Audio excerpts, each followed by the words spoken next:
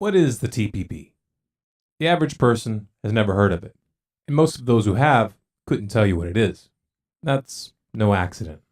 The TPP, aka the Trans-Pacific Partnership, is a trade deal that's been negotiated in secret for years now.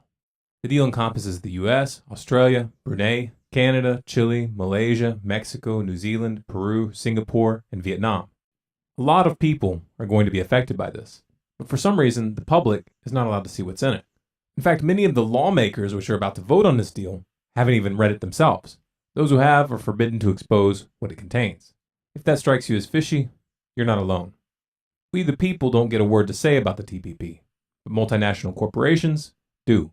There are 600 corporate representatives participating in these closed-door negotiations. Obviously, these representatives are looking after their employer's interest, not ours. Though the public doesn't have access to the full text of this agreement, the contents of leaked drafts make it pretty obvious why this is being pushed through in such a sneaky way. Now, you might have heard some people focus on the probability that the TPP will cause the US economy to lose jobs, much like NAFTA did, only worse. Though this concern may be valid, it's hardly the most dangerous part of the agreement. The real danger lies in the way that this agreement subverts the sovereignty of nations. The TPP would create a system of shadowy trade tribunals which would allow companies to override and nullify laws in any member country. These tribunals are extrajudicial. Their authority is outside and above national justice systems. The arbitrators are unelected and completely unaccountable to the people.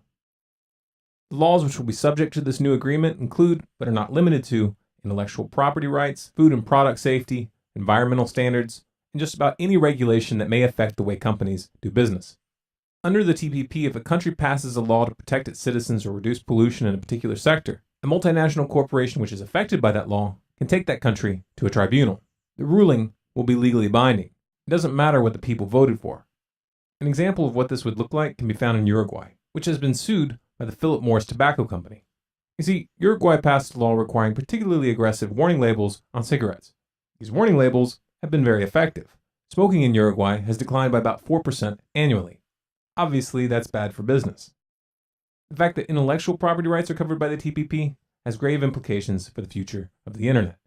Under this agreement, companies claiming to be harmed by lenient copyright enforcement would have a backdoor means to push new draconian regulations on every participating country. This would bypass normal legislative processes completely. Remember SOPA? Under the TPP, they wouldn't even have to pass a new law. Unpopular measures like this could be imposed through a ruling.